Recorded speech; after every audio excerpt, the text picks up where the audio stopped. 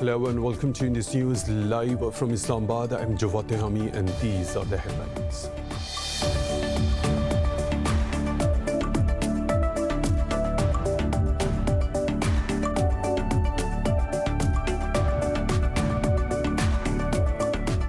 Pakistan has called upon the EU and the UN to hold a probe into the revelations made by the EU Disinfo Lab on the Indian propaganda network. In a press conference alongside National Security Advisor Dr. Moeed Yusuf, Foreign Minister Shah Mahmood Qureshi said the report exposed the Indian network of fake websites and think tanks working to malign Pakistan.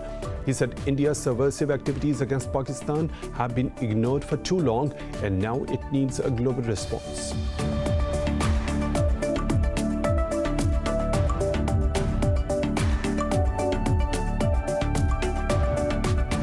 In India, tens of thousands of farmers have been protesting against new farm laws now for the last 16 days in Delhi. The protesters say they will block railway tracks and roads across the country again if the reforms are not withdrawn. Meanwhile, a large number of Sikhs held a rally outside the Indian consulate in New York to protest India's violence against farmers. The rally was organized by Sikhs for Justice, a human rights organization which spearheads the campaign to hold a referendum on the secession of Punjab from India.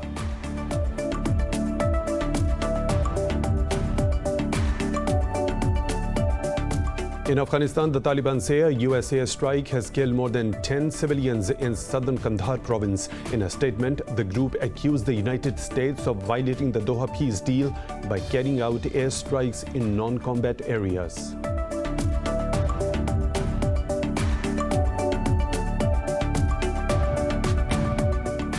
Brazil has reported 770 more deaths from COVID-19, with the toll approaching 180,000. Meanwhile, the virus has claimed more than 142,000 lives in India and infected 9.7 million people.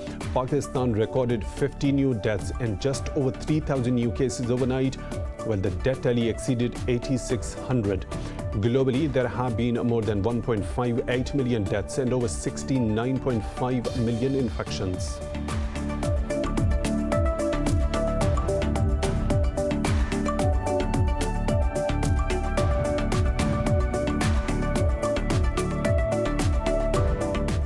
And in motorsports, Red Bull's Max Verstappen beats Valtteri Bottas of Mercedes to lead the first practice session at the Abu Dhabi Grand Prix.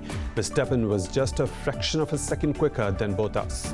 Frenchman Esteban Ocon finished third for the Renault.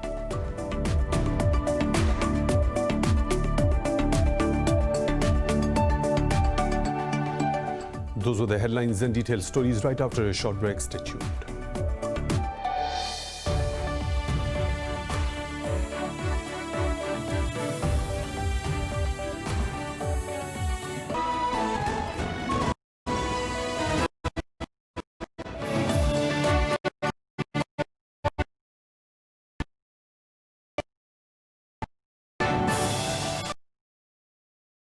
Says the EU Watchdog report has exposed India's misinformation campaign against Pakistan. Speaking in Islamabad, Foreign Minister Shah Mahmood Qureshi said the UN should investigate how it was misused against Pakistan. What in this report?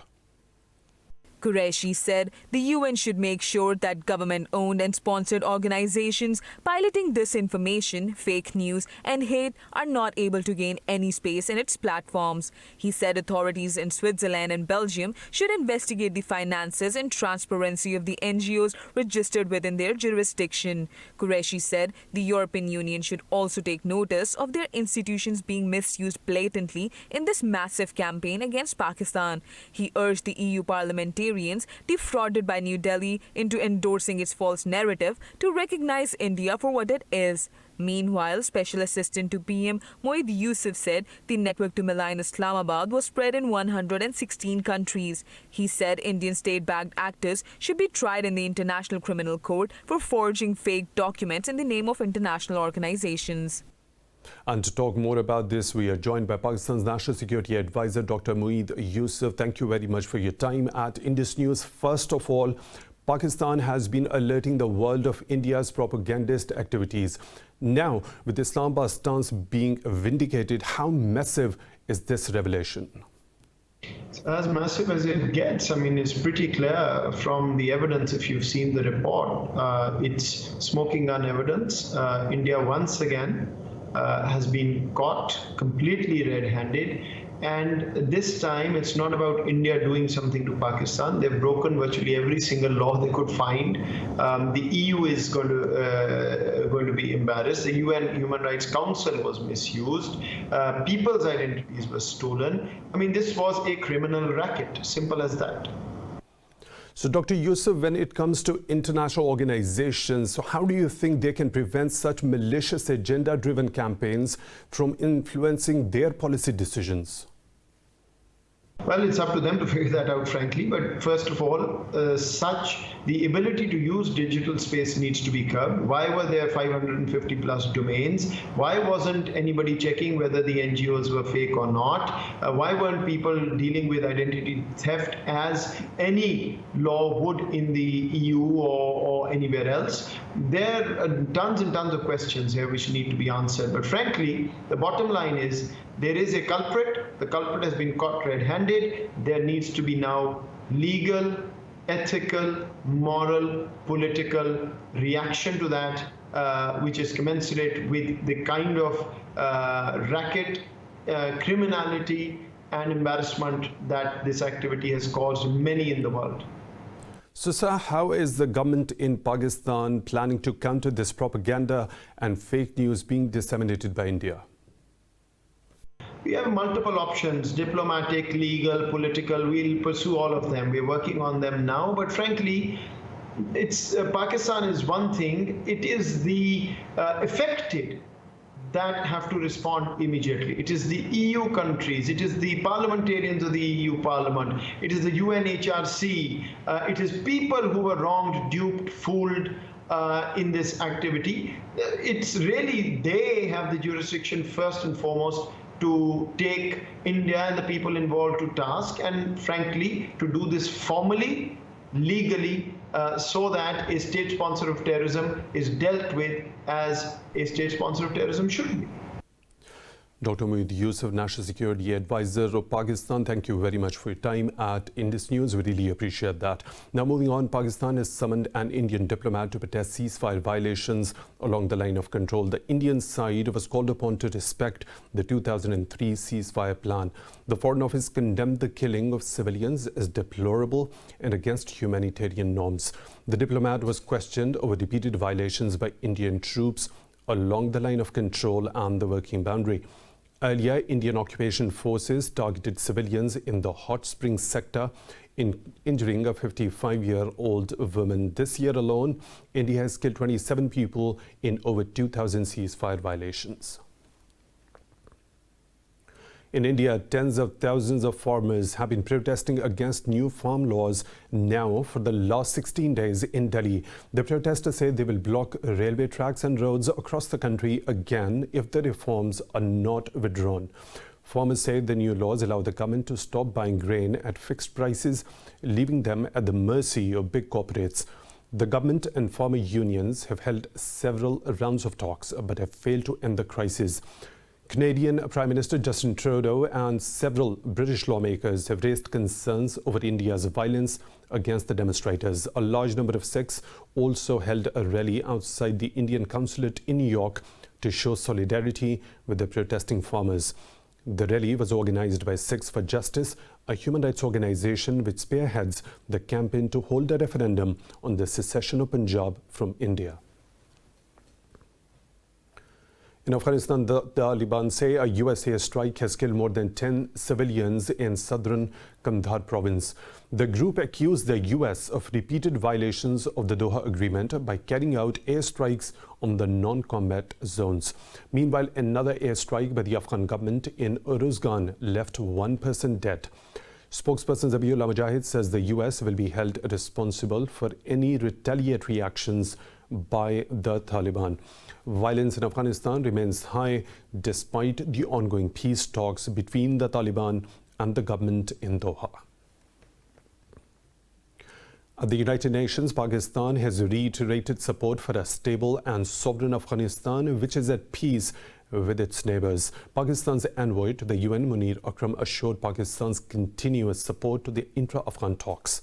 He said Prime Minister Imran Khan has maintained that the conflict can only be settled through a broad-based political solution. This comes after Foreign Minister Shah Mahmood Qureshi met Afghan envoy Najibullah Ali Khail and welcomed progress in the Doha talks. In Pakistan, 50 people have lost their lives to COVID-19 over the past 24 hours, pushing the death toll to 8,653.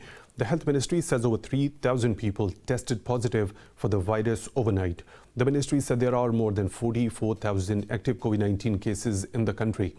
It said out of more than 432,000 countrywide cases, over 379,000 have recovered so far. The ministry says some 191,000 cases have been detected in the Sindh province, while Punjab has reported nearly 126,000 cases. In the capital Islamabad, over 34,000 people have been infected so far. Brazil has reported 770 more deaths from COVID-19, with the toll approaching 180,000.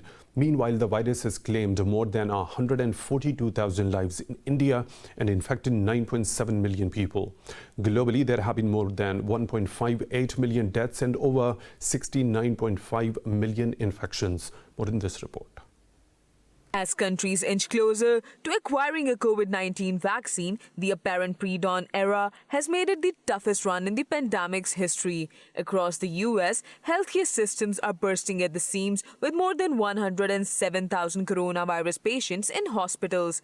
They are arranging vaccine prep kits and deep freezers as regulatory authorities endorse the Pfizer vaccine. Meanwhile, internal disagreements over procuring the vaccine from China have stoked differences in Brazil. Argentina has signed a deal with Russia to procure 10 million doses of the Sputnik V COVID-19 vaccine. We have signed the contract with the sovereign fund of the Russian Federation that guarantees us the provision of Russian vaccines for Argentina. The contract says that we will be able to have enough doses to vaccinate 10 million Argentinians between January and February. The UK says every secondary school student in London will be tested for COVID-19. While Spain says at least 1 out of every 1,000 residents has died of the virus. Meanwhile, Paris has announced a delay in the reopening of cultural venues and a nighttime curfew. Mardi prochain. Next Tuesday on December 15th, as we had announced, we will start a new phase in easing the lockdown. But the rules will be stricter than we previously thought. First decision, the venues which welcome the public, which we had planned to reopen on December 15th, will remain closed for an extra 3 weeks. The conditions for the reopening are unfortunately not there. Australia has halted the production of its homemade vaccine after trials showed the jabs can interfere with HIV diagnosis, while South Korea's ultra-cold warehouses are preparing to store Pfizer's vaccine, as Seoul is set to buy 20 million vaccine doses. It's time for a short break. We'll be back with more stories. Stay tuned.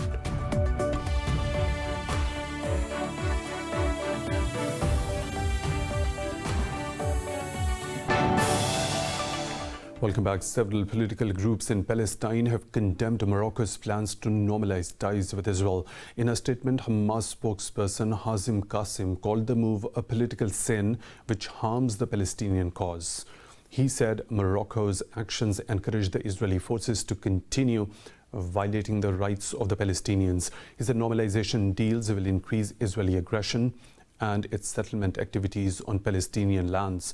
Earlier, US President Donald Trump announced that Israel and Morocco have agreed to forge diplomatic relations. Morocco became the fourth nation to normalize ties with Israel in return for the US recognition of Rabat's sovereignty over Western Sahara. In Lebanon, a tribunal has sentenced a Hezbollah member to life imprisonment for his role in the assassination of former Prime Minister Rafiq Hariri. The UN-backed court says the Hezbollah operative played a central role as part of the assassination team. Salim Ayyash was found guilty in August of homicide and committing a terrorist act over the deaths of Hariri and 21 others. His trial was conducted in absentia, and Ayyash remains at large Hariri's 2005 assassination in a massive car bomb blast rocked Lebanon, leading to huge protests. Widespread demonstrations following the attack drove Syrian forces out of Lebanon after 3 decades. Turkish President Recep Tayyip Erdogan says sanctions imposed by the US and the EU will damage both the sides. In a speech to his ruling party officials, Erdogan called on the US and the EU politicians to break from the influence of anti-Turkey lobbies. He added that problems must be solved through dialogue and cooperation. Earlier, Ankara's foreign ministry rejected the EU's approach at its summit this week, calling it biased and illegal. In a statement, the ministry called on the bloc to act as an honest broker in the ongoing dispute in the Mediterranean. Brussels agreed to impose limited sanctions on Turkish individuals over an energy exploration dispute with Greece and Cyprus. Ethiopia says it has started returning Eritrean refugees to camps in the northern Tigray region, but the United Nations Refugee Agency has called the move unacceptable and expressed concern over it. In a statement, the government said the refugees are being taken from the capital Addis Ababa back to the 2 camps they had fled from. It said they can go back to Tigray as it is safe to return after a month of fighting between the military and rebels. However, UN agency spokesman Babar Baloch says they have not been informed by the government about a planned relocation. There are around 96,000 Eritrean refugees registered in Ethiopia, with most of them living in Tigray. Prime Minister Boris Johnson says there is a strong possibility the UK will fail to strike a post-Brexit trade deal with the EU.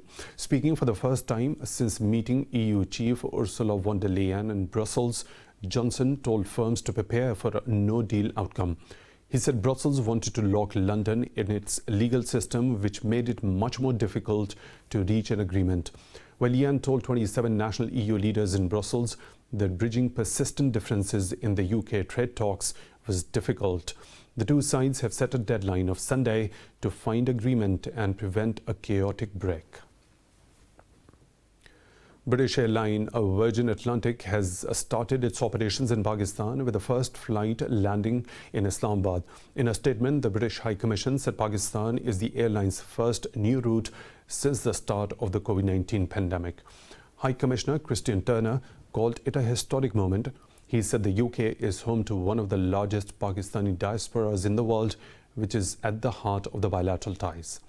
Turner said another flight from Islamabad will take off on the 13th of December, with the third heading from Lahore to London the next day.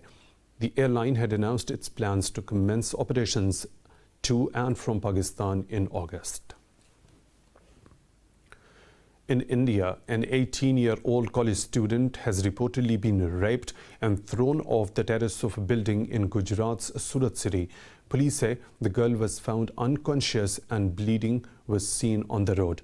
The victim's father says he approached the police when she left her home on Wednesday morning to go to college, but did not return till late evening. Culprits are still at large. Earlier, a 10-year-old girl was murdered after she resisted a rape attempt by a 24-year-old man in the same city.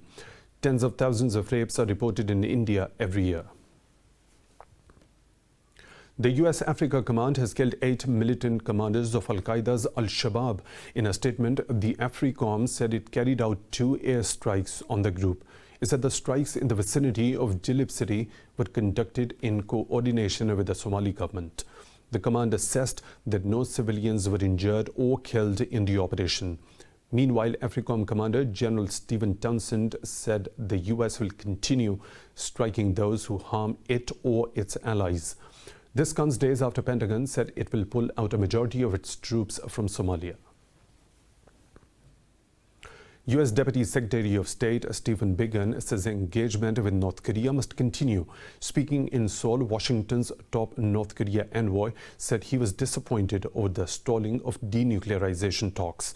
But he said Washington is not done with Pyongyang. Biegun said the US has urged the North to be ready to make progress on denuclearization. The Deputy Secretary of the State called for North Korea to resume talks in the coming months. Despite setbacks, disappointments, and missed opportunities over the past 2 years, I believe no less today than the day I first took this responsibility that the vision of President Trump and Chairman Kim is possible and that we are not done. The European Union leaders have agreed to a new climate change target after an overnight summit in Brussels came to a close. The previous target had been a reduction of at least 40% by 2030. The bloc leaders decided to cut 55% greenhouse gas emissions by the end of the decade. They also announced a nearly $2 trillion package to help recover from the coronavirus. EU Commission President Ursula von der Leyen said the agreement set a clear path to climate neutrality in 2050. The bloc's revised goal now needs a green light from the European Parliament that has called for a 60% emissions cut by decade end. In France, climate activists rolled out a vast mocked-up poster of President Emmanuel Macron in front of the Eiffel Tower. They pressed for more action on climate change 5 years on from the Paris Accord. The head of Greenpeace France said they were here to show that Macron isn't a great defender of the climate despite pretenses. She said France was not exemplary in fighting climate change, being far behind other European nations. But Paris says it is committed to reducing carbon emissions and has a strong record of environmental initiatives. The agreement signed in Paris in 2015 was hailed as a potential turning point in efforts to contain global warming. But the United States left the deal, and campaigners say other states have failed to push hard enough for climate change. U.S. President-elect Joe Biden and Vice President-elect Kamala Harris were jointly named Time magazine's Person of the Year. They were chosen from a list of finalists that also included the man Biden vanquished at the polls, President Donald Trump. In a profile of the pair, Time said Biden and his running mate offered restoration and renewal in a single ticket. It said the election of Harris broke gender and racial barriers.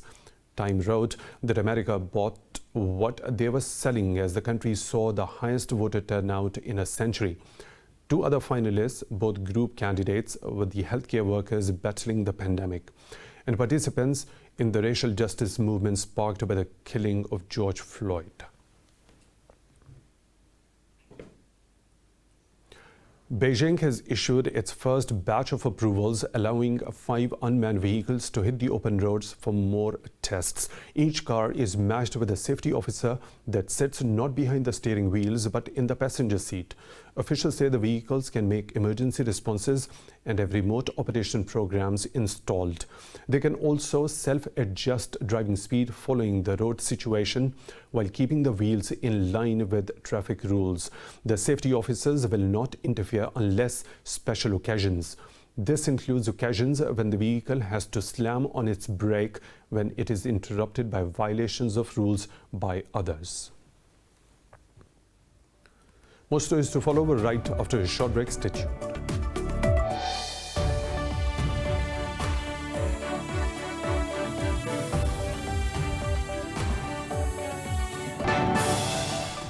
Welcome back. In China, the stakes have never been higher as pigeon racing enthusiasts are spending big to indulge their passion. What in this report? On a bitterly cold morning in northern China in November, over 8,000 racing pigeons were released into the sky. The birds set off from Hebei province, with most of them heading for Shanghai, some 1,000 kilometers south. These racing pigeons, especially bred and trained for long-distance races, are in some cases worth huge sums of money. If the pigeon is not successfully raised, then it will be worth nothing. But if we successfully raise a good racing pigeon, then it's going to be very expensive. It'll be worth a lot of money. One racing enthusiast, Yu Yuguang, entered the Hebei race with his 7-month-old little ancestor. The bird was declared the winner when he made it to Shanghai in a record time of 16 hours, 24 minutes and 54 seconds. This pigeon has broken the record in the national competition. It's a national competition. It is unprecedented for a young pigeon to fly back in just one day. A Chinese collector recently made headlines when he paid $1.9 million for a racing pigeon called New Kim at an auction in Belgium. Walt Disney has announced a raft of new Star Wars content for movie theaters and its streaming service. It includes a feature film from Wonder Woman director Patty Jenkins. More on this report. Disney has an exciting announcement for its Star Wars and Marvel fans. Action. The entertainment company has unveiled plans for a major expansion of its franchises on the Disney Plus subscription streaming service. It will detail 10 new TV shows based on favorite characters from the sci-fi saga, including Smuggler, Lando Calrissian, and droids C-3PO and R2-D2. The Patty Jenkins feature film called Rogue Squadron will premiere in movie theaters at the Christmas 2023. Disney also announced a new spy series called Andor featuring Rogue One Rebel Alliance intelligence officer Cassian Andor that started filming in London 2 weeks ago. More Star Wars animated series The Bad Batch and A Droid Story are also in the works. Disney Plus, which launched just over a year ago, now has 86.8 million subscribers, a figure far exceeding its predictions for customer growth. International travel was the biggest casualty of the coronavirus pandemic, but a Dubai cinema brought home the joy of a white Christmas to many. More in this report. It doesn't snow in Dubai. Or does it? Either way, a cinema at Al Futtaim's Mall of the Emirates decided to bring some winter vibes to the people who were unable to travel back home for the holidays due to the coronavirus pandemic. It's a fabulous idea. I think with what's going on in the world at the moment and people aren't able to travel, to be able to bring, Christmas here in the snow, in the winter, well, to give them a wintry experience, especially people that are, who experience, white Christmases. This is kind of perfect. Dubai residents wrapped up in blankets attended the opening of the cinema hosted by a ski complex. Surrounded by snow and Christmas decorations, people sipped on hot chocolate and watched a movie. The difficulty to travel right now and how people aren't able to travel for Christmas now. So it is a really nice experience because you really do feel you are in Christmas. The decoration, all the minor details, the colors, the hot chocolate, the warmth, it's all great. I advise people to come and try it. Snow Cinema is the latest innovation from Vox Cinemas, which was launched in the Middle East's only operating drive-in cinema in response to the temporary closure of leisure and entertainment venues during the global pandemic.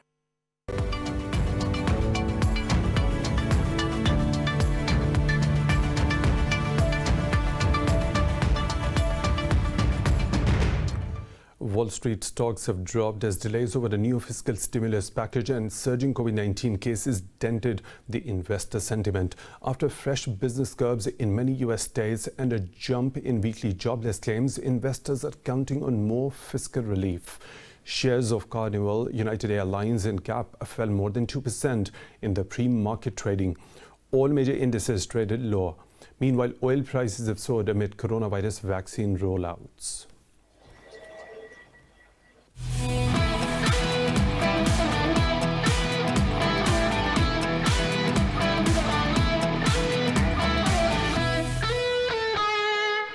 In motorsports, Red Bull's Max Verstappen beats Valtteri Bottas from Mercedes to lead the first practice session at the Abu Dhabi Grand Prix. Verstappen was just a fraction of a second quicker than Bottas. Frenchman Esteban Ocon finished third for Renault. Returning after missing the last race, world champion Lewis Hamilton came fifth. Formula One is introducing rule changes that are aimed at slowing the cars to reduce the risk of tyre failures. In cricket, England all-rounder Ben Stokes and fast bowler Jofra Archer have been rested for the side's two-test tour of Sri Lanka in January. The duo was dropped from the 16-player squad. Chief selector Ed Smith said Moeen Ali and wicketkeeper batsman Johnny Bairstow have been recalled. Rory Burns will miss the Sri Lanka tour as his wife is expecting their first child in January. Oli Pope will join the squad and continue his rehab from a shoulder injury. England will depart for Sri Lanka on the 2nd of January and will play both the tests at Galle behind closed doors. And in golf, American Amy Olsen has grabbed the first-round lead in the U.S. Women's Open in Houston. Olsen shot a 4 under par 67 at the Cypress Creek course of Champions Golf Club. A hole-in-one helped Olsen gain an advantage over Japan's Hinako Shoibono, Thailand's Moria Jutkarn, and South Korea's A Lim Kim. Olsen, who began on the back 9 at Cypress Creek, is the 16th hole with 139-yard shot.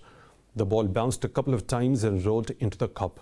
7 other players are tied for 5th place at 2 under par. Only 23 of the 156 players in the field finished under par in the first round.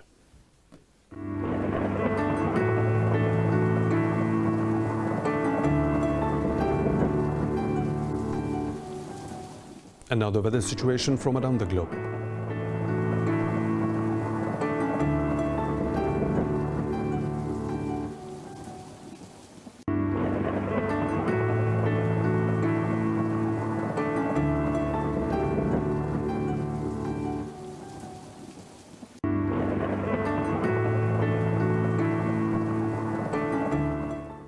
And that's all for now. For the latest updates, you can follow us on social media at Indus.News.